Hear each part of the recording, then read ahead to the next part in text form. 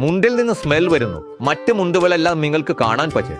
എന്നാൽ ഇത് നിങ്ങൾ ശ്വസിച്ച് തന്നെ എക്സ്പീരിയൻസ് ചെയ്യണം.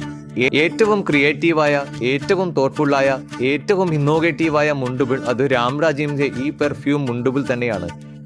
മുണ്ടിൽ നിന്ന് പെർഫ്യൂം സ്മെൽ റേഡിയേറ്റ് ആയി ദിവസം മുഴുവൻ നിങ്ങളെ ചുറ്റി ഒരു ഓറ ക്രിയേറ്റ് ചെയ്യും.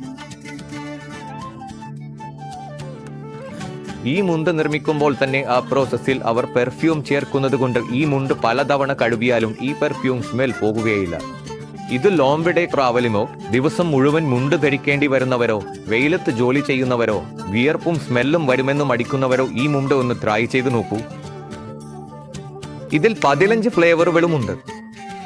ഹൗ നൈസ് അല്ലേ? ഹൗ ക്രിയേറ്റീവ് അല്ലേ?